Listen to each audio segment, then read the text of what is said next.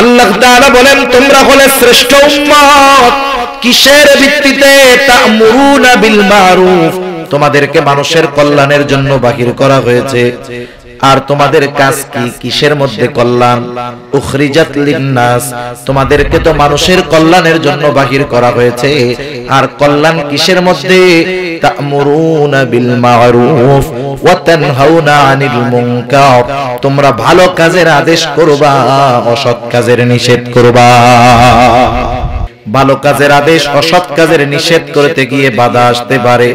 অসবির আলা মা আসাবাক, ওই মুহূর্তে যদি বিপদ আপদ মুসিবত আসে তুমি সবর করবা। কারণ ভালো কাজের আদেশ, অসৎ কাজের নিষেধ করতে গেলে মুসিবত আসতে পারে।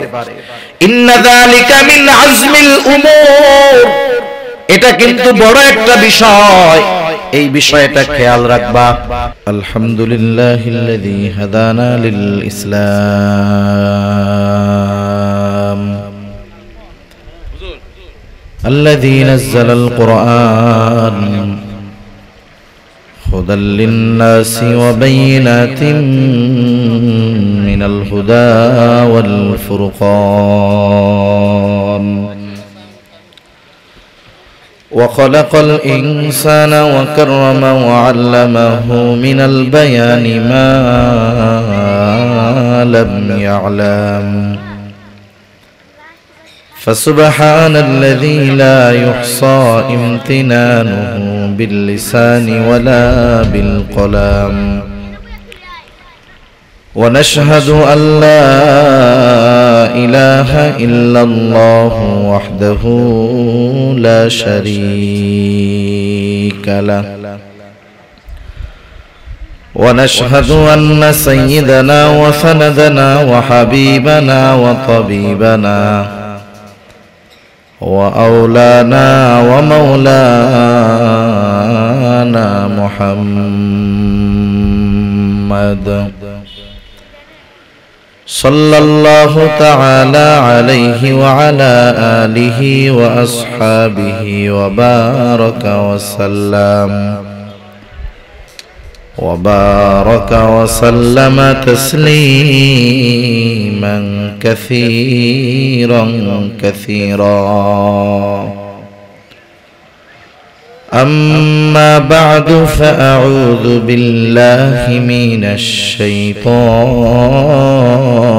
الرجيم بسم الله الرحمن الرحيم ولقد آتينا لقمان الحكمة أن اشكر لله ومن يشكر فإنما يشكر لنفسه ومن كفر فإن الله غني حميد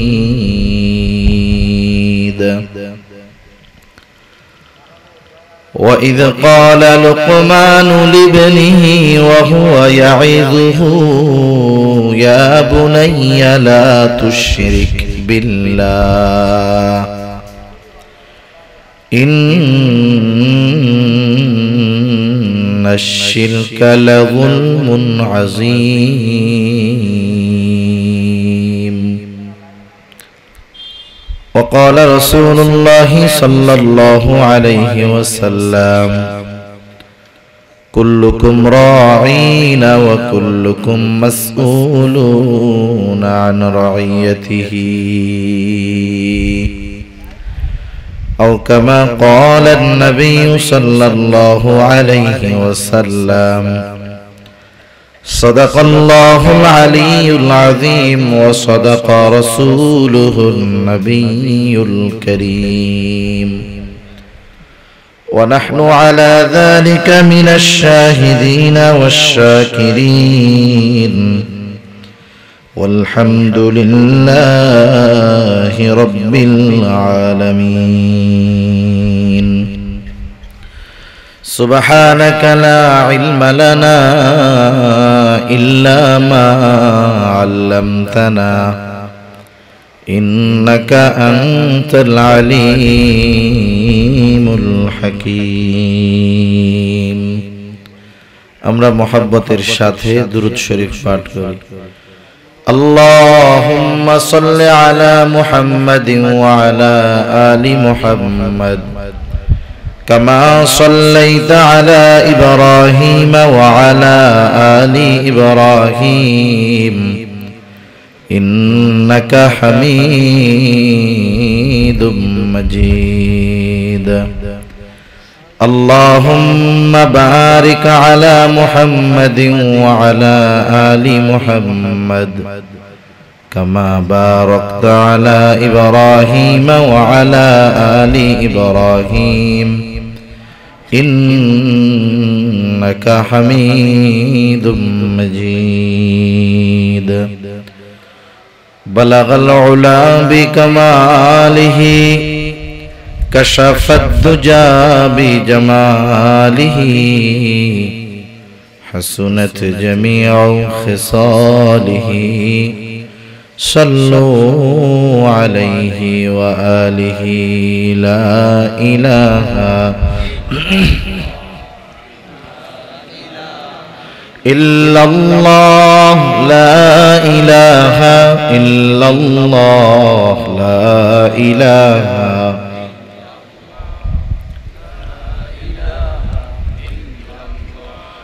لا إله إلا الله لا إله إلا الله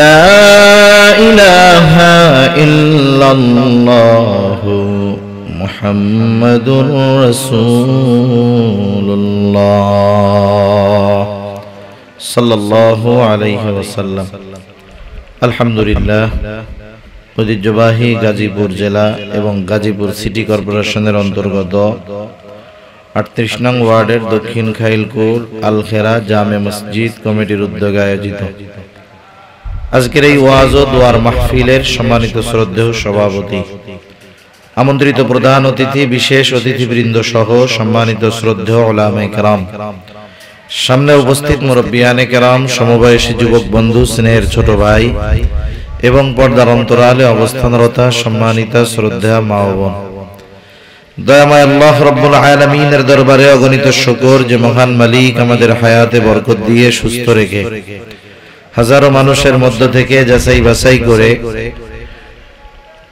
কোরআন হাদিসের ভাষায় এই জান্নাতের বাগানে কিছু দ্বীনি আলোচনা শ্রবণ এবং আমাকেও আপনাদের খেদমতে কিছু দ্বীনি কথা পেশ করার সুযোগ যে মহান মালিক দান করেছেন, সে মহান মানিবকে খুশি করার জন্য মোহাব্বতের সাথে জবান খুলে অন্তর থেকে আমরা একবার কালিমাতুশ শুকর পাঠ করি আলহামদুলিল্লাহ।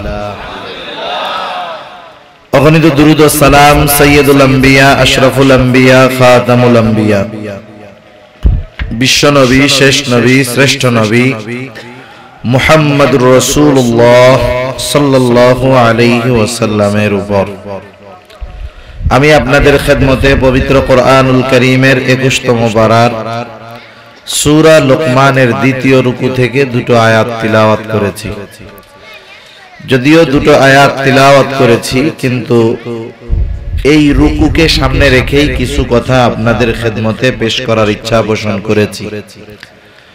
যে মহান মানিব আমাদেরকে এখানে আসার বসার তৌফিক দিলেন, সে মহান মানিবকে খুশি করার জন্য অন্তরের অন্তরস্থল থেকে জবান খুলে আমরা সকলে একবার কালিমাতুশ শুকর পাঠ করি আলহামদুলিল্লাহ।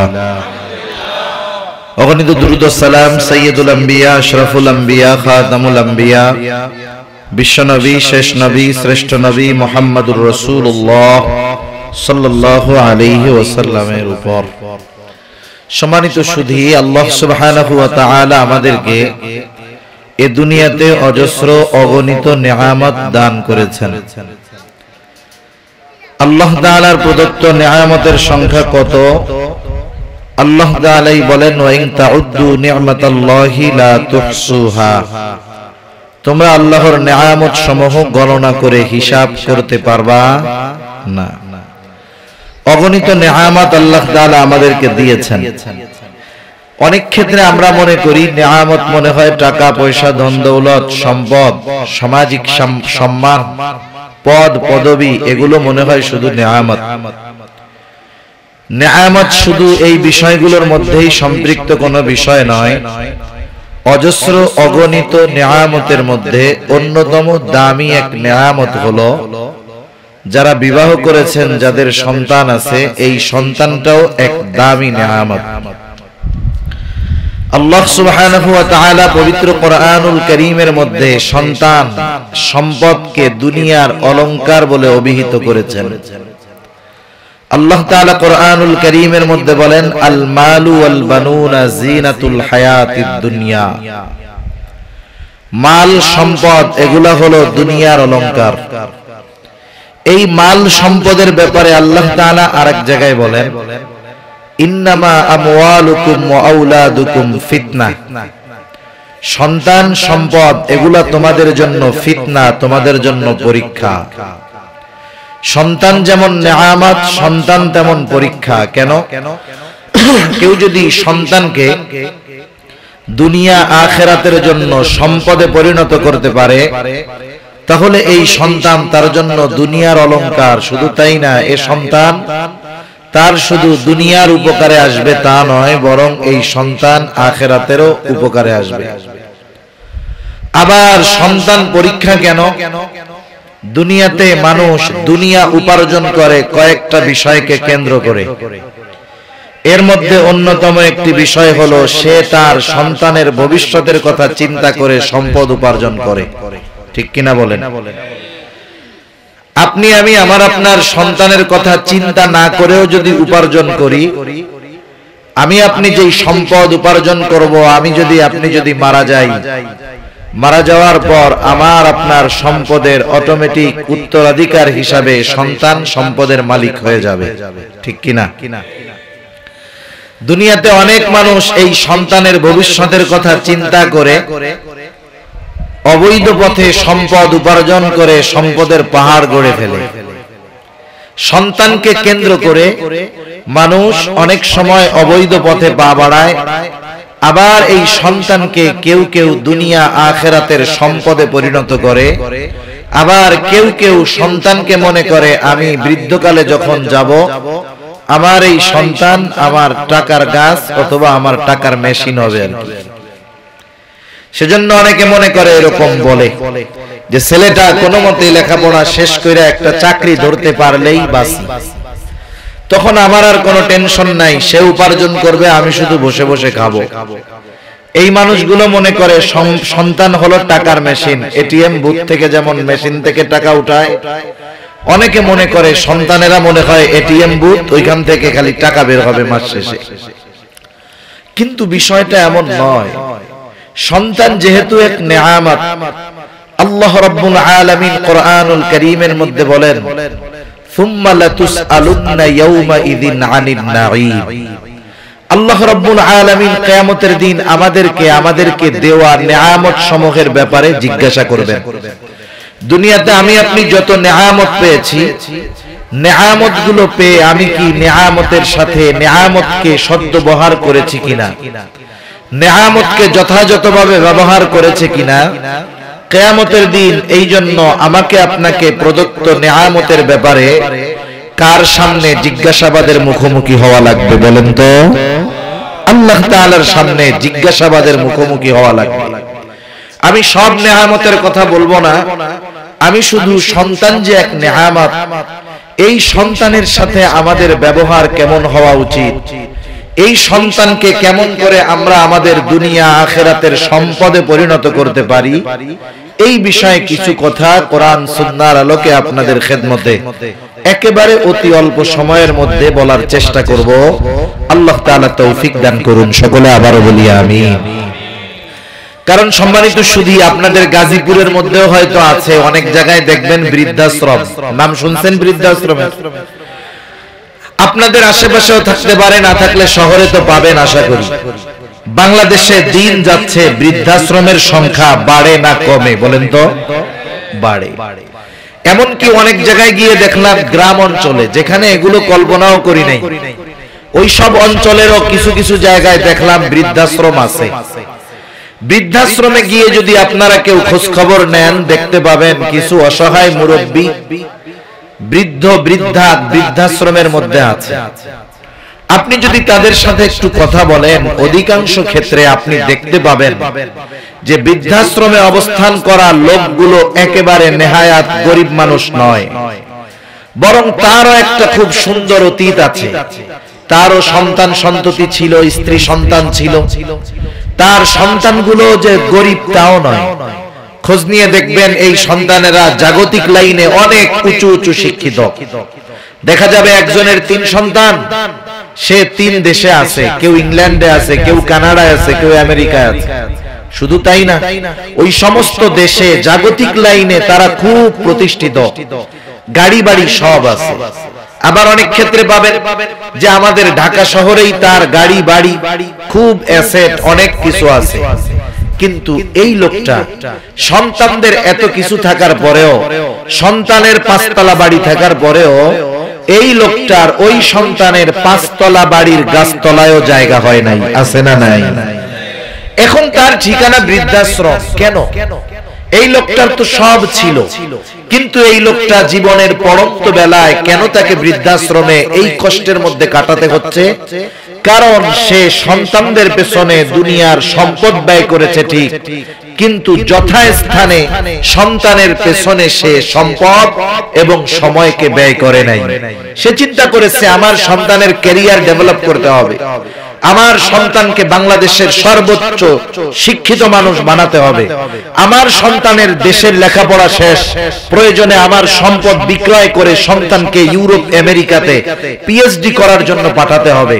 দেখা যায় এই বাবা তার সব সম্পদ ব্যয় করে সন্তানদেরকে জাগতিক লাইনে উচ্চ শিক্ষিত বানালো ঠিক, কিন্তু জীবনের পরন্ত বেলায় এই সন্তানের কাছে একটা টিস্যু ব্যবহার করার পরে যেমন এর দাম আর আমাদের কাছে থাকে না, এই বাবাও জীবনের পরন্ত বেলায় তার সন্তানদের কাছে এক অপ্রয়োজনীয় বস্তুর মতো পরিণত হয়েছে। এজন্য তার স্থান সন্তানের 5 তলা বাড়িতে হয় নাই, সন্তানের বাড়ির গাছতলায় হয় নাই, বৃদ্ধাশ্রমে হয়েছে। ঠিক কিনা বলেন? দুনিয়ার কেউ এ কথা বা এই বিষয়টা পছন্দ করে না যে আমি আমার সন্তানের কাছ থেকে এই ধরনের বিহেভ, এই ধরনের আচরণ পাবো। এটা যদি একটা বাবা কল্পনায়ও আসে, তাও তার মনটা খারাপ হয়ে যাবে। ঠিক কিনা বলেন? আমরা এখানে যারা আছি, যাদের সন্তান আছে, যাদের সন্তান নাই, যারাও বিবাহ করেছেন অথবা যারা করেন নাই, কেউ কিন্তু এটা কামনা করে না যে আমার যদি হায়াত থাকে, জীবনের পরন্ত বেলায় শেষ সময়গুলো আমাকে বৃদ্ধাশ্রমে কাটাতে হবে। এই চিন্তা, এই আশা, এগুলো কিন্তু কেউ করে না। বলেন কেউ করে? কিন্তু বাস্তবতা কি? আপনি বৃদ্ধাশ্রমগুলোর মধ্যে খোঁজ নিয়ে দেখবেন, অধিকাংশ ক্ষেত্রে ওই ধরনের মা বাবাই ওখানে আছে যাদের সন্তানেরা জাগতিক লাইনে প্রতিষ্ঠিত। জাগতিক লাইনে প্রতিষ্ঠিত, একথা মোটামুটি হলফ করে বলা যায়। আপনি যদি বৃদ্ধাশ্রমে গিয়ে কোনো দিনদার মানুষের পিতামাতাকে খুঁজেন, দিনদার মানুষের পিতামাতাকে খোঁজেন, আশা করি বৃদ্ধাশ্রমে আপনি কোন দিনদার মানুষের পিতামাতাকে ইনশাআল্লাহ পাবেন না। ঠিক কিনা বলেন? এখানে আমি আলেম বলিনি, শব্দটা বলেছি দিনদার। দিনদার হওয়ার জন্য আলেম হওয়া লাগে না, আলহামদুলিল্লাহ। আমার দেখা এমনও জেনারেল শিক্ষিত মানুষ আছে যাদের তাকওয়া, যাদের ইবাদত, যাদের সুন্নাত পালন দেখে আমরা দাড়ি টুপিওয়ালা আলেম হয়েও লজ্জা পাই যে লোকটা এত দিনদার, অথচ জেনারেল লাইনে শিক্ষিত মানুষ। সমাজে এই ধরনের দিনদার মানুষ নেহায়াত কম নয়, আলহামদুলিল্লাহ অনেক আছে। কেন? এই যে দিনদার মানুষগুলোর মা বাবাকে কেন পাবেন না? কারণ ওই মা বাবাও সন্তানদেরকে জাগতিক শিক্ষায় শিক্ষিত করেছেন ঠিক, কিন্তু দিনদারিত্বকে ওই মা বাবা প্রাধান্য দেওয়ার কারণে ওই সন্তান জাগতিক লাইনে বড় হয়েছে, তবে দিনদার। এই কারণে ওই সন্তান ওই মা বাবাকে অপ্রয়োজনীয় বস্তু মনে করে নাই, বরং মা বাবা যত বার্ধক্যের দিকে ধাবিত হয়েছে, মা বাবার প্রতি ওই দিনদার সন্তানের মায়া, মোহাব্বত, ভালোবাসা আরো আল্লাহ তাআলা বাড়ায় দিয়েছে। ঠিক কিনা বলেন? এটা শুধুমাত্র দ্বীনের নিসবতের কারণে হয়েছে, দ্বীনের বুঝ থাকার কারণে হয়েছে। ওই সন্তানদের মাঝে মা বাবা হয়তো দ্বীন ঢুকায় দিয়েছে, এজন্য হয়েছে। তা আমরাও আমাদের সন্তানদেরকে যদি দুনিয়ার লাইনে বড় বানাতে চাই, আমাদেরও উচিত আগে তাকে দ্বীন শিক্ষা দেওয়া। কারণ দুনিয়ার লাইনে অনেক উঁচুও যদি হয়, কিন্তু তার ভিত্তিতে ফাউন্ডেশনে যদি দ্বীন না থাকে, দেখলেন না সম্প্রতিকালে তুরস্কের বড় বড় বিল্ডিং গুলো মুহূর্তের ভিতরে ধসে পড়েছে, মুহূর্তের ভিতরে ধসে পড়েছে। আমাদের দেশে অনেক জায়গায় আমরা দেখেছি যে বড় বড় উঁচু উঁচু বিল্ডিং ধসে পড়েছে। আমাদের বাংলাদেশের ইতিহাসে অন্যতম কষ্টদায়ক ঘটনা রানা প্লাজা ধসে পড়ার ঘটনা। কেন? এই বিল্ডিং এর বেস মজবুত ছিল না, যার কারণে বিল্ডিং উপরে উঠে টিকতে পারে নাই, ধসে পড়ে গেছে। এজন্য আমরাও যদি আমাদের সন্তানদেরকে দুনিয়ার লাইনে বড় করি, অসুবিধা নাই। কারণ দুনিয়াতে চলতে গেলে ডাক্তার, ইঞ্জিনিয়ার, উকিল এগুলো দরকার আছে না নাই? কিন্তু সাথে সাথে দিনদার ডাক্তার যদি হয়, দিনদার উকিল যদি হয়, দিনদার ইঞ্জিনিয়ার যদি হয়, বলেন তো এ জাতি উপকৃত হবে না ক্ষতিগ্রস্ত হবে? নিঃসন্দেহে উপকৃত হবে। সেজন্য আমরা আমাদের সন্তানদেরকে মৌলিক বিষয়গুলোর পরে সবচেয়ে গুরুত্ব দিব বেশি। আমরা যদি আমাদের সন্তানদেরকে প্রাথমিকভাবে ফাউন্ডেশন বেস ভিত্তিটাকে দ্বীনের উপরে প্রতিষ্ঠিত করতে পারি, আশা করা যায় ওই সন্তান জাগতিক লাইনে যত বড় হোক না কেন, সে বড় হওয়ার পরেও সে দিনদার হওয়ার কারণে, তার ভিত্তি দ্বীনের উপরে হওয়ার কারণে ওই সন্তান কোনদিন তার মা বাবার সাথে অসৎ আচরণ করবে না। ঠিক কিনা বলেন? সমাজের মানুষের সাথে খারাপ আচরণ করবে না, ডাক্তার হয়ে ডাকাতি করবে না, ইঞ্জিনিয়ার হয়ে দুর্নীতি করবে না, সচিব হয়ে দুর্নীতি করবে না, বরং দেশ ও ইসলামের কল্যাণে সে নিয়োজিত থাকবে। ঠিক কিনা বলেন? এখন বলেন তো, কারো সন্তানটা যদি এমন হয় যে দিনদার, জাগতিক লাইনে বিখ্যাত হয়ে সে দুনিয়ার মানুষ, ইসলামের কল্যাণে নিজেকে সঁপে দিল, বলেন তো এই সন্তানটা শুধু দুনিয়ার সম্পদ না আখিরাতেরও সম্পদ? এইরকম সন্তান আমরা সকলে চাই। কিন্তু সন্তানকে যদি সম্পদে পরিণত করতে হয়, কি করণীয়? সেই কাজগুলোর ব্যাপারে আমাদের উদাসীনতা বেশি। সেজন্য আমরা আমাদের সন্তানদেরকে এখন থেকেই নিয়ত করব যে আমরা শুধু জাগতিক লাইনে বড় বানানোর ফিকির করব না, বরং সন্তানদেরকে দুনিয়া আখিরাত উভয় জাহানের সম্পদে পরিণত করার চেষ্টা করব ইনশাআল্লাহ।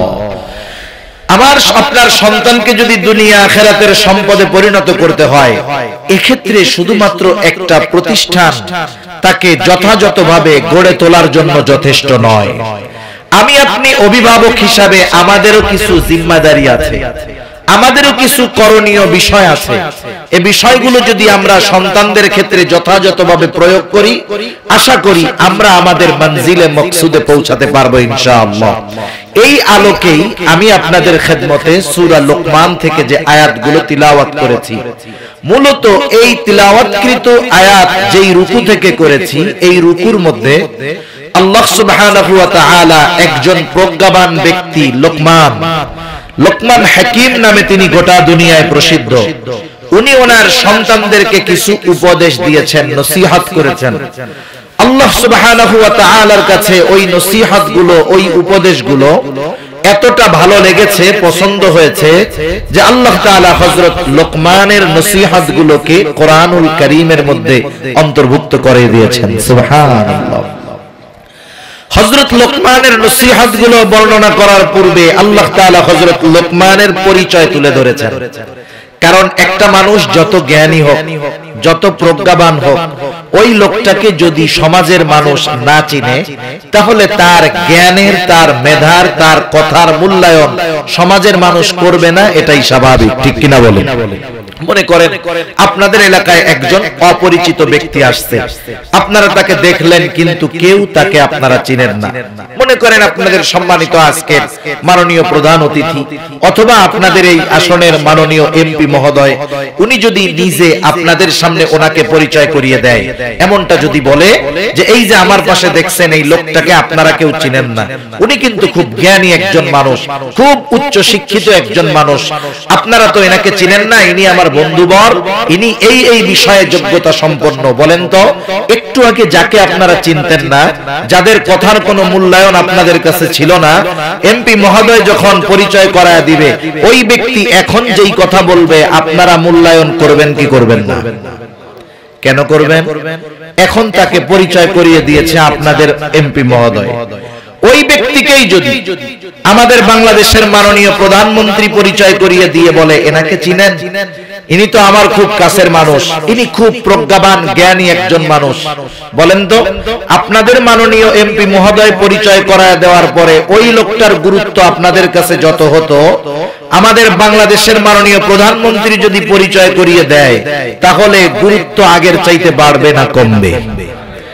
এখন কোন অপরিচিত লোককে যদি আমাদের সামনে আহকামুল হাকিমিন আল্লাহ রাব্বুল আলামিন পরিচয় করিয়ে দেয় তাহলে বুঝতে হবে এই লোকের গুরুত্ব কত বেশি, এটা অনুধাবন করাও আমাদের জন্য কঠিন, ঠিক কিনা বলেন?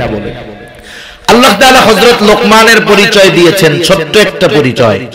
আল্লাহ তাআলা সে কথাই বলেন, ওয়ালাকাদ আতাইনা লুকমানাল হিকমাতা আনিশকুর লিল্লাহ।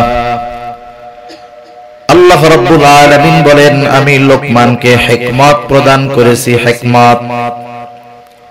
হিকমত হলো দ্বীনের বুঝ, স্বপ্নের তাআবীর, সত্য মিথ্যা পার্থক্য করার যোগ্যতা, স্থান কাল পাত্র বুঝে কথা বলার যোগ্যতা, বিভিন্ন গুণের সমন্বয় হিকমত বলা হয় তাকে। হযরত লোকমান হিকমতওয়ালা প্রজ্ঞাবান একজন ব্যক্তি ছিলেন। তাফসীরের মধ্যে আসছে হযরত লোকমানের কাছে দুটো জিনিস পেশ করা হয়েছে, একটা হলো নবুয়াত আর একটা হলো হিকমত। হযরত লোকমানের সামনে যখন নবুয়াত এবং হিকমতকে পেশ করা হলো তিনি হিকমতকে গ্রহণ করেছেন। প্রশ্ন করা হলো লোকমান আপনি নবুয়াতের মতো মর্যাদাপূর্ণ বিষয়টা নেওয়ার সুযোগ থাকার পরেও কেন আপনি হিকমত গ্রহণ করেছেন? প্রত্যেকটা নবী হিকমতওয়ালা, কোনো সন্দেহ নাই। আপনি নবুয়াতের মতো এত মর্যাদাপূর্ণ বিষয়কে গ্রহণ না করে কেন আপনি হিকমতকে গ্রহণ করলেন? হযরত লোকমান জবাবে বললেন আল্লাহ তাআলা যদি আমাকে নবুয়াত দিতে চাইতেন তাহলে এর সাথে আরেকটা অপশন দিয়ে দিতেন না, সরাসরি আমাকে নবুয়াত দিয়ে নবী বানায়া দিতেন।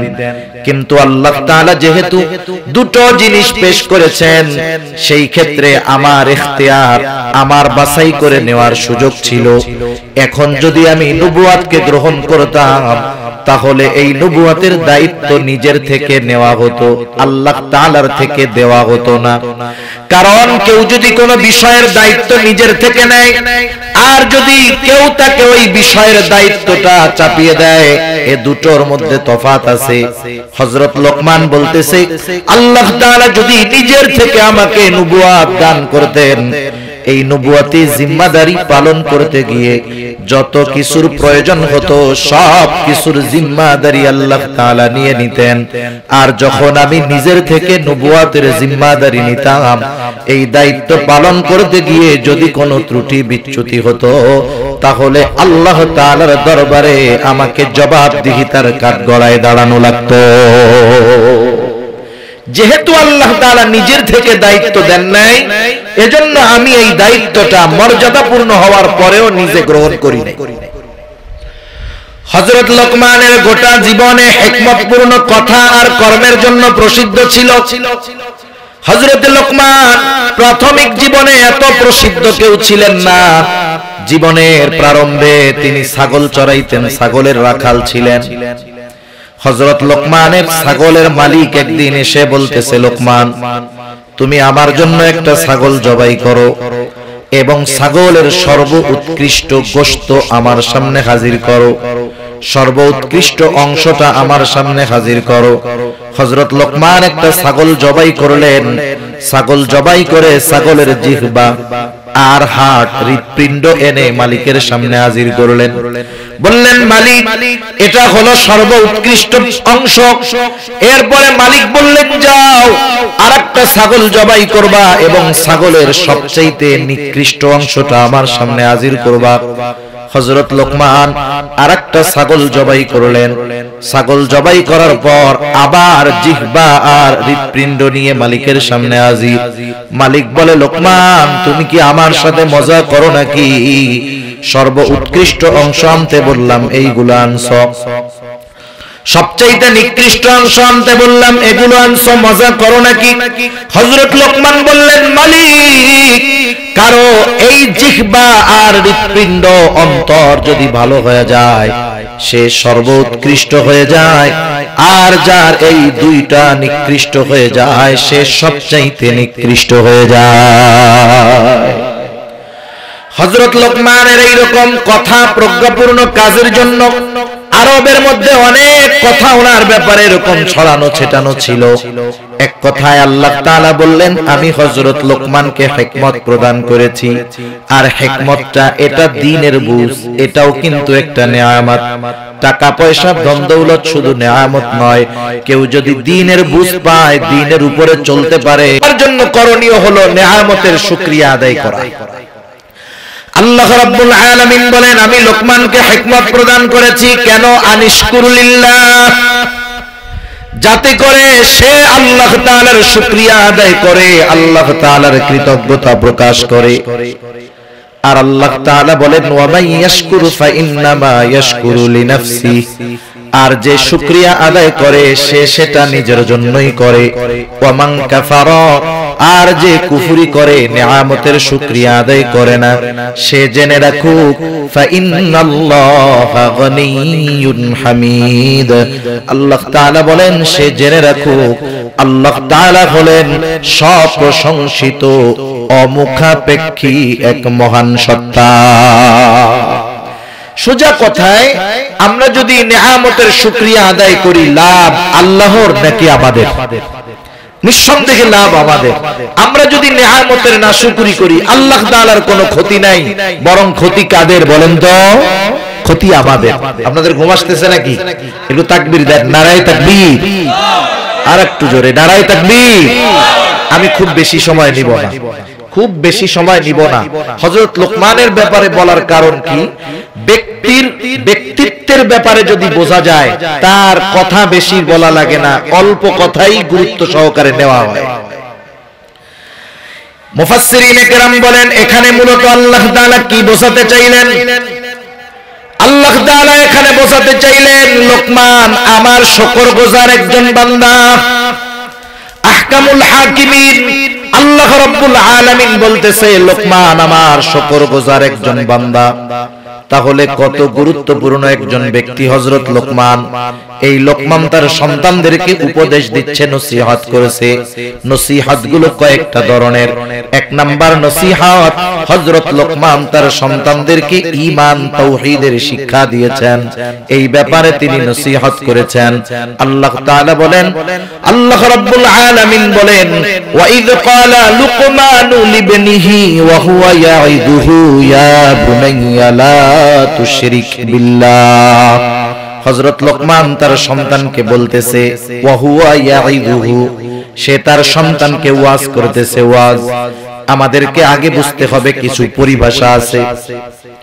ওয়াজের ব্যাপারটা, ওয়াজের ভাষাটা আলাদা, আর আদেশের ভাষাটা আলাদা। আদেশ মানে কমান্ড করা, আদেশ করা, এটা করো, এটা করবা না। আর ওয়াজ মানে যে কোনো বিষয় নিষেধ করার আগে ওই বিষয়ের ক্ষতি বা আনুষঙ্গিক বিষয়গুলো খুব হৃদয়গ্রাহী ভাষা দিয়ে তাকে বোঝায়া বলা। নসিহত ওয়াজের ভাষা একরকম, আদেশের ভাষা আর এক রকম। বাস্তবতা হলো, আমরা আমাদের সন্তানদেরকে যখন কোনো বিষয়ে উপদেশ দিতে চাই, তখন আমরা কমান্ডকে ফলো করি, নসিহত ওয়াজের পদ্ধতিতে তাদেরকে বলি না। আর আমাদের দেশে অধিকাংশ ক্ষেত্রে একটা ছেলে সে লাইনচ্যুত হয়ে যাচ্ছে, খারাপ বন্ধুদের সাথে মিশতেছে, তার বাবা এটা জানছে। কোন বাবা কি এটা পছন্দ করবে ছেলে খারাপ হোক? এক্ষেত্রে আমাদের পরিবেশে যেটা হয় যে সন্তানকে কোনো বিষয়ে আদেশ করার সময় দুটা সময় বাবারা বেছে নেয়, একটা হলো খাওয়ার সময় আর একটা হলো টাকা দেওয়ার সময়। খাওয়ার সময় আইসা বলবে হ্যাঁ খাও খাও, বাবার হোটেলে খাইতেছো তো টের পাও না, এদের সাথে চলো, এই করো সেই করো, তোমার নামে অভিযোগ তো পাই, কিছু বলি না, তাই না? এই যে আপনি তাকে বললেন, আপনার উদ্দেশ্য কি? আপনার মূল উদ্দেশ্য হলো সন্তান যেন ওই খারাপ লোকদের সাথে আর না মিশে, ঠিক কিনা বলেন? এই উদ্দেশ্যে আপনি তাকে খাবার সময় যেই কমান্ড করলেন, তাকে যে একটু কড়া ভাষায় শাসন করলেন, বলেন তো যেই বাবা এইভাবে সন্তানদেরকে শাসন করলো, আপনাদের কি মনে হয় তার এই শাসন দ্বারা সন্তান উপকৃত হবে না? সেও হবে না, বরং হিতে বিপরীত হবে। ও রাগ হয়ে আগে সিগারেট খাইতো, এখন গাঁজা খাওয়া করবে, ঠিক কিনা বলেন? কিন্তু আপনি যদি এই পদ্ধতিটা বাদ দিয়ে নসিহতের পদ্ধতি গ্রহণ করতেন, সন্তান খানা খাচ্ছে, আপনি কিছু বললেন না, প্রয়োজনে আপনি নিজে তার সামনে গিয়ে বসলেন, আপনি তরকারির বাটি থেকে বড় মাছটা গোশটা তার প্লেটে উঠায়া দিলেন। এইবার ছেলে চিন্তা করবে কি ব্যাপার, কি হলো, খানা খাচ্ছে, আপনি ছেলেটাকে বললেন বাবা খাবার পর তোমার সাথে আমি 10টা মিনিট কথা বলতে চাই, সময় হবে নাকি? বলেন তো কোন বাবা যদি সন্তানকে এইভাবে কথা বলে, ওই ছেলে বা সন্তান কি বলবে নাকি না আব্বা টাইম নাই, আমি খুব ব্যস্ত আছি? বলবে? এবার আপনি সন্তানটাকে নিয়ে আপনার ড্রয়িং রুমে বসেন, সোফার মধ্যে বসেন, চা আনেন, 2 বাপ বেটা খান। এবার আপনি আপনার সন্তানকে ওই অতীত স্মরণ করায় দেন যেই অতীতের ব্যাপারে সে বেখবর। আপনি তার জীবনের শুরুর কথাগুলো তাকে মনে করায় দেন। আপনি তাকে বলেন বাবা তুমি তো এখন বড় হয়ে গেছো, একদিনে তো তুমি বড় হও নাই, তুমি তো একটা সময় ছোট ছিলা, তুমি যখন তোমার মায়ের পেটের মধ্যে ছিলা তোমার মার কত আনন্দ, আমাদের কত আনন্দ, এরপরে যখন তুমি দুনিয়ায় আসলা আমাদের আনন্দ আর কে দেখে? সকলেই খুশি, আমরাও খুশি, আমাদের দিনগুলো তোমাকে নিয়েই কাটতো, কত আনন্দ। তুমি তোমার মাকে কত কষ্ট দিয়েছো, তোমার মা কষ্ট করেছে, সারা রাত ঘুমাতে পারে নাই, আমি অফিস থেকে যত কষ্ট হোক না কেন বাসায় আসার পরে তোমার চেহারাটা দেখার পর আমার কষ্টটা দূর হয়ে যাইতো। তুমি আমার শান্তির কারণ ছিলে, তুমি আমার ক্লান্তি চলে যাওয়ার কারণ ছিলে সন্তান। দেখতে দেখতে আজকে তুমি অনেক বড় হয়ে গেছো সন্তান, আমি পিতা হিসাবে সব সময় তোমার কল্যাণকামী, আমি চাই তোমার দুনিয়া আখিরাত উভয়টাই ভালো হোক। কিন্তু বাবা আমি কিছু বিষয় পরিলক্ষণ করতেছি যেগুলো তোমার জন্য কল্যাণকর নয়। আমি জানতে পেরেছি তুমি অমুক অমুক ছেলেদের সাথে মিশো, আমি বাবা তোমাকে বলছি আমি আশা করি তুমি তাদের সঙ্গটা ত্যাগ করবা। আপনি বলেন তো খাবার সময় ধমক দিয়া যদি বলতেন ওদের সাথে আর মিশবি না, খানা দানা বন্ধ, টাকা পয়সা সব বন্ধ, ওই ছেলে কয়েকদিন পরে আপনার গলায় এসে ছুরি ধরবে, ঠিক কিনা বলেন? আর যদি সন্তানকে এইরকম নসিহতের ভাষায় বলেন, সে চিন্তা করবে আহারে আমার বাবা হয়তো খুব কষ্ট পেয়েছে, তার জন্য হয়তো পরিবর্তন করা, কামব্যাক করা এটা সহজ হয়ে যাবে ইনশাআল্লাহ, ঠিক কিনা? এজন্য সন্তানদের নসিহতের সুরে আমরা কথাগুলো বলবো, আবেগ নিয়ে দরদ নিয়ে বলবো সব ক্ষেত্রেই। হযরত লোকমান সন্তানকে 1 নম্বরে আল্লাহ তাআলার একত্ববাদের সাথে পরিচয় করে দিয়ে বলতেছেন ইয়া বুনাইয়া। আরবির সব শব্দের বাংলা অর্থ দিয়ে এই শব্দের গভীরতাকে অনুধাবন করানো যায় না। প্রত্যেকটা ভাষার একটা শব্দ আছে আর ওই ভাষার একটা অন্তর্নিহিত অর্থ আছে। আরবিতে ইয়া বুনাইয়া শব্দের অর্থ বাংলায় হবে হে আমার বৎস, কিন্তু এই হে আমার বৎস ইয়া বুনাইয়ার মধ্যে একটা আবেগ আছে, দরদ আছে, মায়া আছে। হযরত লোকমান সেই দরদ, সেই মায়া, সেই মোহাব্বত, ভালোবাসা সামনে নিয়ে বলতেছে হে আমার বৎস লা তুশরিক বিল্লাহ, তুমি আল্লাহ তাআলার সাথে শিরিক কইরো না। কেন শিরিক করবা না? ইন্নাশ শিরকা লাযুলমুন আযীম, শিরক হলো এমন এক জুলুম, এমন এক অন্যায় যা একটা মানুষের দুনিয়া আখিরাত উভয়টাই ধ্বংস করে দেয়। আমরা কেউ চাই না যে আমাদের সন্তান জাহান্নামে যাক, কেউ চায় বলেন? সেজন্য এক নম্বরে আমাদের সন্তানদেরকে ঈমানের তাওহীদের শিক্ষা দিতে হবে, নিজেও শিরক থেকে বাঁচতে হবে, সন্তানদেরকেও বাঁচাতে হবে। কারণ আল্লাহ তাআলা শিরক ছাড়া বাকি গুনাহগুলো maaf করে দিবেন, কিন্তু শিরকের গুনাহ ক্ষমা করবেন না। আল্লাহ তাআলা বলেন, ইন্নাল্লাহা লা ইয়াগফিরু আন ইউশরাকা বিহি ওয়া ইয়াগফিরু মা দুনা যালিকা লিমান ইয়াশা। শিরক ছাড়া যত গুনাহ আছে সব গুনাহ ক্ষমা করার ঘোষণা দিয়েছেন কে? একটু জোরে বলেন না, কে? আল্লাহ তাআলা ঘোষণা দিয়েছেন। তবে শিরকের গুনাহ তওবা না করলে maaf নাই। আবার যদি কেউ শিরক করে, আল্লাহ তাআলা বলেন, তুমি যদি শিরক করো কি হবে? লা ইয়াহবাতান্না আমালুক, অবশ্যই তোমার আমল বাতিল হয়ে যাবে। শুধু তাই না, আল্লাহ তাআলা এক জায়গায় বলেন, মান ইউশরিক বিল্লাহ ফাকাদ হারামাল্লাহু আলাইহিল জান্নাহ, যে শিরক করে, শিরকের উপরে মৃত্যুবরণ করে, আল্লাহ তাআলা বলেন তার জন্য আমি জান্নাত হারাম করে দিয়েছি। সেজন্য আমরা আমাদের সন্তানদেরকে ঈমানের শিক্ষা প্রথমে দিব। এটা একটা সূত্র, লম্বা কথা নিজেদের বুঝে নিতে হবে। এক নম্বর শিক্ষা, আমরা আমাদের সন্তানদের ঈমানের শিক্ষা দিব। ঈমানের শিক্ষা, আল্লাহর একত্ববাদের শিক্ষা দিব প্রত্যেকটা সন্তানকে। এটা আল্লাহ তাআলার পক্ষ থেকে প্রত্যেকটা অভিভাবকের উপরে অবশ্যক করণীয় একটি বিষয়। দুই নাম্বার, এরপরে আল্লাহ তাআলার বক্তব্য, আমি সেটার মধ্যে আর যাব না। হযরত লোকমানের নসিহত গুলাই শুধু আমি বলবো, এই বিষয়গুলো খেয়াল রাখবেন। এক নাম্বার, হযরত লোকমান সন্তানকে আল্লাহর একত্ববাদের ব্যাপারে উপদেশ দিয়েছেন, ওয়াজ করেছেন। দুই নাম্বার, হযরত লোকমান সন্তানকে আল্লাহ তাআলার কুদরত, ক্ষমতার ব্যাপারে ওয়াজ করেছেন। এইবার হযরত লোকমান সন্তানকে বলতেছে, ইয়া বুনাইয়া ইন্নাহা ইন তাকু মিসকালা হাববাতিন মিন খারদালিন ফাতাকুন ফি সাখরা আও ফিস সামাওয়াতি আও ফিল আরদি ইয়াতি বিহাল্লাহ। হযরত লোকমান সন্তানকে বলতেছে, হে আমার বৎস, ইন্নাহা, এই হা দ্বারা উদ্দেশ্য হলো আমল। মুফাসসিরিনে কেরাম বলেন সেটা হতে পারে ভালো কাজ, সেটা হতে পারে গুনার কাজ।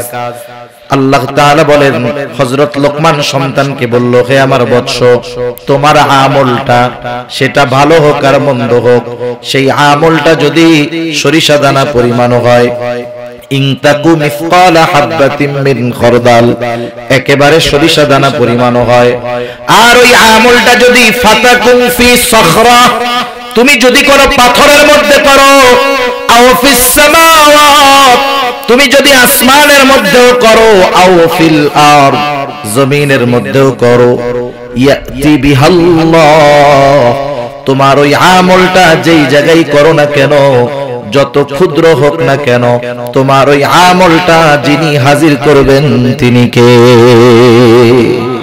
আমরা যদি আমাদের সন্তানের মাইন্ডে এই বিষয়টাকে সেট আপ করে দিতে পারি যে দেখো সন্তান, তুমি হয়তো আমার সামনে খুব ভালো থাকো, গুনাহ করো না, অপরাধ করো না, অন্যায় করো না, কিন্তু তুমি আমার চোখের সামনে না করলেও যেখানেই করো না কেন, তোমার ওই কর্মের খবর হয়তো আমি জানি না, আমরা জানি না, দুনিয়ার কেউ জানে না, কিন্তু জানে কে? আরো জোরে বলেন কে?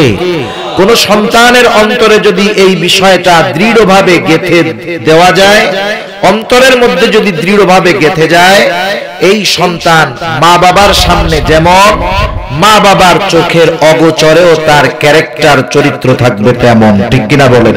কারণ তার চিন্তা হবে যে দুনিয়ার কেউ হয়তো আমার বিষয়টা জানবে না, কিন্তু যিনি জানেন তিনি কে? সেজন্য আমরা আমাদের সন্তানদেরকে আল্লাহর কুদরত, আল্লাহর ক্ষমতার ব্যাপারে জানাবো। এটা শুধুমাত্র একটা সূত্র, বাকি অন্যান্য বিষয় এর সাথে আমরা ইনক্লুড করে নিব। তাহলে হযরত লোকমান সন্তানদেরকে প্রথম নসিহত করলেন ঈমান তাওহীদের ব্যাপারে, দুই নাম্বার আল্লাহ তাআলার কুদরত অথবা ক্ষমতার ব্যাপারে, তিন নাম্বার হযরত লোকমান সন্তানদেরকে ইবাদতের ব্যাপারে উপদেশ দিচ্ছেন। হযরত লোকমান সন্তানকে এবার বলতেছে, ইয়া বুনাইয়া আকিমিস সালাহ ওয়া'মুর বিল মা'রুফ ওয়ানহা আনিল মুনকার ওয়াসবির আলা মা আসাবাক ইন্না যালিকা মিন আজমিল উমুর। হযরত লোকমান বলতেছে, হে আমার বৎস, তুমি নামাজ কায়েম করবা, আর আমাদের সন্তানদেরকে নামাজ পড়ানোর দায়িত্বটাও আমাদের। রাসূলুল্লাহ সাল্লাল্লাহু আলাইহি ওয়াসাল্লাম বলেন, তোমরা তোমাদের সন্তানদের বয়স যখন 7 নামাজের জন্য আদেশ দাও, আর বয়স যখন 10 নামাজ না পড়লে প্রহার করো, আর 10 বছর বয়সে সন্তানদের বিছানাটা আলাদা করে দাও। এবার বুঝে থাকলে একটু জবাব দিবেন, বলেন তো আপনি আমি যদি কাউকে কোনো কাজের আদেশ করতে চাই, আদেশ করার আগে অবশ্যই তাকে ওই কাজটা শেখানোর জরুরত প্রয়োজন আছে না নাই? আপনার সন্তান কোনটা পারে কোনটা পারে না আপনি জানেন। যেই বিষয়টা সে পারে না, আপনি যদি হঠাৎ করে না শিখিয়ে তাকে ওই বিষয়ের আদেশ দেন, এটা কিন্তু তার জন্য জুলুম হবে। তাহলে 7 বছর বয়সে যদি নামাজের আদেশ করতে হয়, তাহলে বলেন তো 7 বছরের আগে নামাজ শেখানোর দরকার আছে না নাই? এজন্য সন্তানদেরকে ছোট থেকেই নামাজে অভ্যস্ত করতে হয়। আমাদের দেশে তো এই ধরনের অবস্থা নাই। মাঝে মধ্যে সুন্নাত নফল নামাজগুলো বাসায় পড়া উচিত। আমরা অনেক সময় যে লাইলাতুন নিসফে মিন শাবান আসতেছে, আজকে 1 তারিখ, ইতিমধ্যে শুরু হয়ে গেছে শাবান মাসের 1 তারিখ, আগামী 7 তারিখ দিবাগত রাত লাইলাতুন নিসফে মিন শাবান, শাবানের মধ্যবর্তী রাত। আমরা আমাদের পরিভাষায় বলি শবে বরাত। শবে বরাত শব্দটা হাদিসে নাই, এটা বাস্তব কথা। একদল মানুষ কয়েকদিন পর থেকে শুরু করবে যে শবে বরাত নামক কিছু হাদিসে নাই, এটা বেদাত। এখন বলেন, আমি কি বলছি শবে বরাত হাদিসে আছে? বলছি হাদিসে আছে কি লাইলাতুন নিসফি মিন শাবান। এটাকে আমরা পরিভাষায় শবে বরাত নামে পরিচিত হয়ে গেছে। একজন দেখতে অনেক কালা, দেখতে কি কালো কুচকুচা, ওর নাম হলো সুন্দর আলী। এখন বলেন তো, ওর নাম সুন্দর আলী হওয়ার কারণে কি ও সুন্দর হয়ে যাবে? আরে জোরে বলেন না, সুন্দর হয়ে যাবে? এখন নামের কারণে পরিবর্তন হয় না, মূল সব সময় ঠিক থাকে। হাদিসের ভাষায় লাইলাতুন নিসফি মিন শাবান, এই শাবানের মধ্যবর্তী রাতের ফজিলতের কথা হাদিসে সুস্পষ্টভাবে প্রমাণিত এবং সহিহ হাদিসের আলোকে প্রমাণিত। একটা হাদিসের দ্বারা না, অনেকগুলো হাদিসের দ্বারা। কিন্তু সমস্যা কি, এটাকে কেন্দ্র করে আমরা কিছু অতিরঞ্জিত বিষয় করি, যেটা শরীয়ত কখনো সমর্থন দেয় না। এখন বলেন, মানুষের এই অতিরঞ্জনের কারণে আল্লাহ তাআলা কি শাবানের মধ্যবর্তী রাতের যেই ফজিলত, এটাকে কমায় দিছে নাকি? এটা মানুষ দায়ী এটার সাথে কিছু বিষয় সংযোজন করার কারণে। এই কারণে লাইলাতুন নিসফি মিন শাবানের ফজিলত কমে নাই। তা যাই হোক, যে কথা বলতে চাচ্ছিলাম, যে আমরা শাবানের রাত্রিতে যারা ইবাদত করি, আয়েশা মসজিদ ভরে ফেলি আমরা, অথচ ওই রাত্রের ইবাদতটা বাসায় করা উচিত। এখন আমরা যদি আমাদের নফল সুন্নাতগুলো বাসায় পড়তাম, আপনার বাসায় যদি 2, 2.5, 3 বছরের সন্তান থাকে, ছেলে থাকে, মেয়ে থাকে, কারণ আমাদের মা বোনেরা নামাজটা কিন্তু একটু ঘরের কোনায় অন্ধকার জায়গায় পড়েন। আর আপনি আমি যখন বাসায় নামাজ পড়বো, তখন খোলা জায়গায়, হয়তো ড্রয়িং রুমে পড়বো, নাইলে বেলকনির জানালা দরজা খুলে দিয়ে পড়বো।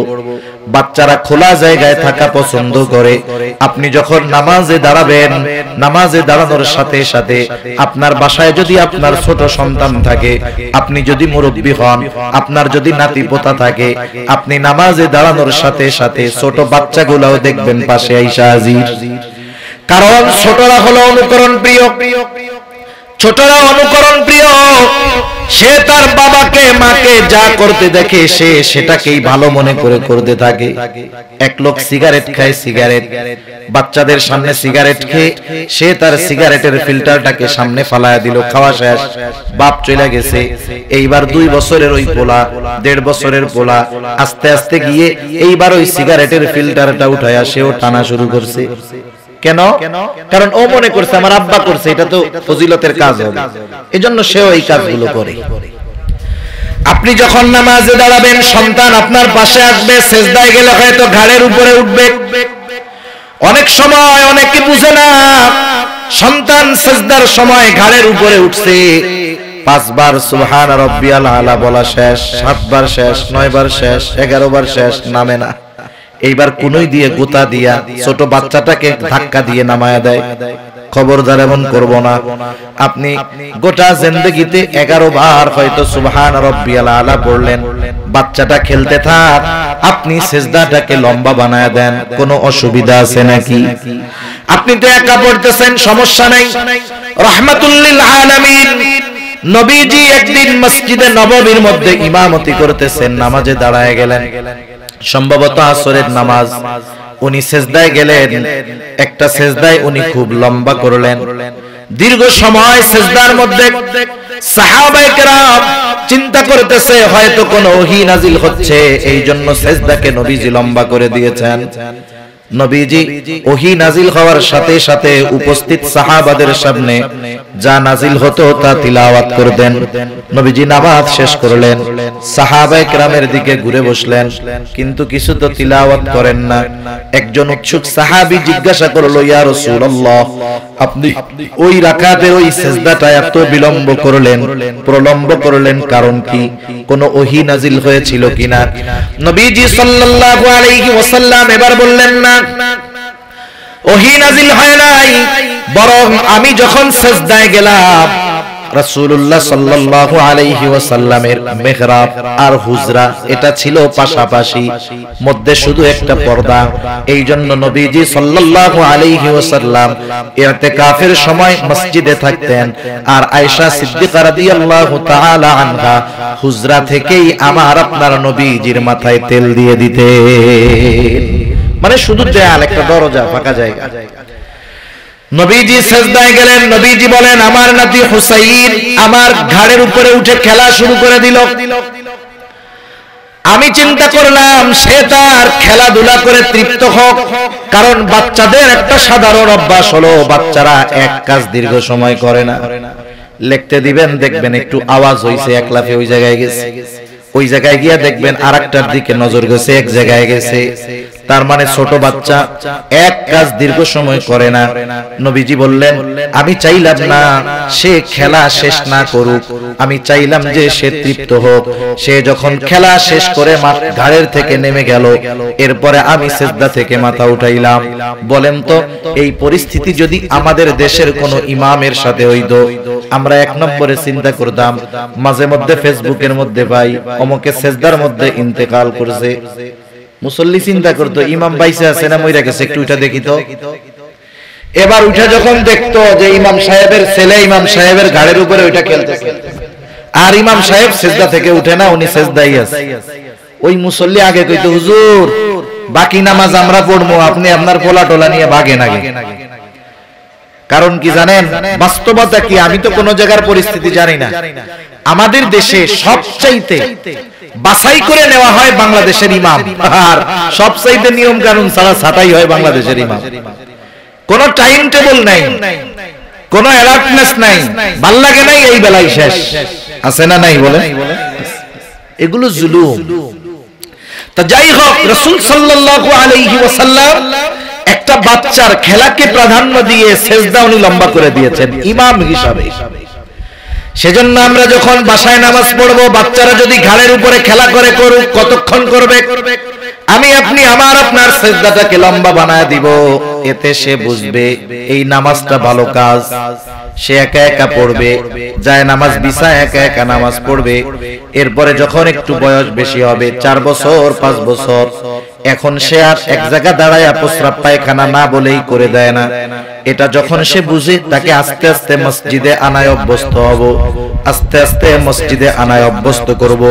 আমরা যদি এইভাবে তাদের ব্যাপারে যত্নশীল হতে পারি, আশা করা যায় 7 বছর বয়সে নামাজের জন্য আদেশ করা লাগবে না। 7 বছর বয়সে আমার আপনার সন্তান পাক্কা নামাজি হয়ে যাবে।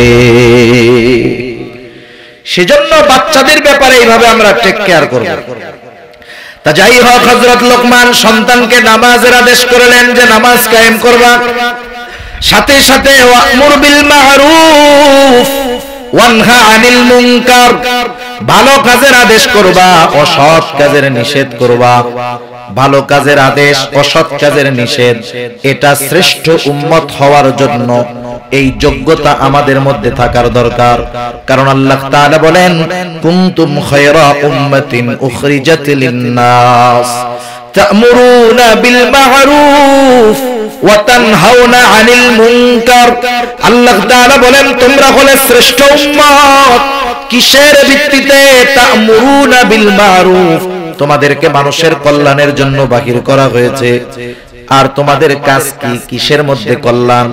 উখরিজাত লিন্নাস, তোমাদেরকে তো মানুষের কল্যাণের জন্য বাহির করা হয়েছে। আর কল্যাণ কিসের মধ্যে? তা'মুরুনা বিল মা'রুফ ওয়া তানহাউনা আনিল মুনকার, তোমরা ভালো কাজের আদেশ করবা, অসৎ কাজের নিষেধ করবা। জামানা তো এমন, এখনকার জামানা হলো এরকম, যেটা আমার ভালো লাগে না, কোরআন সুন্নাহর আলোকে যদি সেটা ভালো হয় বা মন্দ হয়, আমার নিজের স্বাধীনতাকে, নিজের ইচ্ছাকে আমি প্রাধান্য দেই বেশি।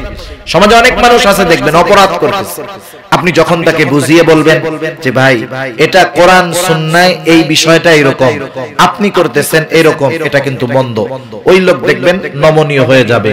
সে চিন্তা করবে আমি করতেছি করি, কিন্তু বিষয়টা তো কোরআন সুন্নাহর মুখালেফ, এজন্য সে নমনীয় হবে। সে বলবে দোয়া করেন আমি জানি এই বিষয়গুলো বাদ দিতে পারি।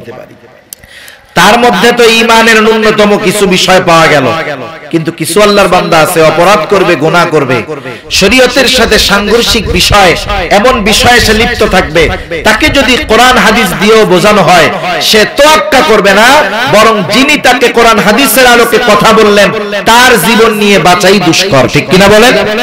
এরকম অবস্থা আমাদের সমাজে হয়। সেজন্য ভালো কাজের আদেশ, অসৎ কাজের নিষেধ, এটা কঠিন এক ব্যাপার। তবে ঈমান সম্পৃক্ত একটি বিষয়, এই বিষয়ের দিকে আমি আর লম্বা আলোচনার দিকে যাব না, কিন্তু হযরত লোকমান জানায়া দিলেন বৎস, যেহেতু এটা এক বড় ব্যাপার, এই দায়িত্ব পালন করতে গিয়ে ভালো কাজের আদেশ, অসৎ কাজের নিষেধ করতে গিয়ে বাধা আসতে পারে। অসবির আলা মা আসাবাক, ওই মুহূর্তে যদি বিপদ আপদ মুসিবত আসে তুমি সবর করবা, কারণ ভালো কাজের আদেশ, অসৎ কাজের নিষেধ করতে গেলে মুসিবত আসতে পারে। ইন্না যালিকা মিন আজমিল উমুর, এটা কিন্তু বড় একটা বিষয়, এই বিষয়টা খেয়াল রাখবা। তাহলে হযরত লোকমান একটু খেয়াল করেন, অল্প সময়। এক নাম্বার, সন্তানদেরকে তাওহীদ ঈমানের ব্যাপারে নসিহত করলেন। দুই নাম্বার, আল্লাহর ক্ষমতা তথা আল্লাহর কুদরত সম্পর্কে নসিহত করলেন। তিন নাম্বার, ইবাদত তথা আমলের ব্যাপারে নসিহত করলেন। চার নাম্বার, সমাজের মানুষের সাথে কেমন আচরণ করতে হবে হযরত লোকমান তার সন্তানদেরকে শিক্ষাও দিয়েছে। 5-7 মিনিট, কষ্ট হবে না তো? হযরত লোকমান এবার সন্তানকে বলতেছে, ওয়ালা তুসাইর খাদ্দাকা লিন্নাস ওয়ালা তামশি ফিল আরদি মারহা। হযরত লোকমান সন্তানকে বলতেছে, আমার বৎস, তুমি কখনো মানুষের দিক থেকে মুখ ফিরায় কথা বলবা না। মুফাসসিরিনে কেরাম বলেন এর দ্বারা উদ্দেশ্য হলো তুমি মুখ ফিরায়া, মুখ বাঁকা করে কথা বলবা না। এর দ্বারা উদ্দেশ্য হলো তুমি কারো সাথে অহংকারের বশীভূত হয়ে তুচ্ছ তাচ্ছিল্য করে তুমি কারো সাথে কখনো কথা বলবা না। এই শিক্ষা আমাদের সন্তানদের দেওয়ার দরকার। আমি 5 তলায় থাকি, 10 তলায় থাকি, বাংলাদেশের যত ভিআইপি এলাকা হোক না কেন, প্রত্যেক জায়গায় শুধু 5 তলা 10 তলা নয়, বস্তিও আছে না নাই? গুলশানে বস্তি আছে না? গুলশান তো বাংলাদেশের একেবারে এলিট শ্রেণীদের বসবাসের স্থান, ওইখানে বস্তি আছে না? বস্তি আছে। সেজন্য আমরা আমাদের সন্তানদেরকে বাস্তবতা শেখানোর চেষ্টা করব। আমরা যখন একটু বিল্ডিং এর মালিক হই, পাকা ইটের মধ্যে যখন থাকায় অভ্যস্ত হই, তখন ওই কাঁচা ঘরে যারা থাকে তাদেরকে আর আমাদের ভালো লাগে না, তাদের প্রতি আমাদের একটা তুচ্ছ তাচ্ছিল্য ভাব চলে আসে। আর এই ভাবটা আমাদের সন্তানদের মধ্যে যখন প্রভাব ফেলে, আমার সন্তান তখন টাকার গরম, ক্ষমতার গরমে এই অসহায় গরিব সাধারণ মানুষদের সাথে একেবারে অহংকারের সাথে কথা বলে, গুনেই না। হায় হায়, এখন তো এমন এক অবস্থা, আগে তো মুরব্বীদেরকে একটা রেসপেক্ট করতো, সম্মান করতো, কিন্তু পরিবারের শিক্ষা এত ধ্বংস হয়েছে, এই বিষয়গুলোর শিক্ষা পরিবার থেকে দিতে হয়। পরিবারের মধ্যে এত অনৈতিকতা ঢুকছে যে ওই ছোট ছোট বাচ্চারা মুরব্বীদের সাথে বেয়াদবের মতো কথা বলে, আছে না নাই?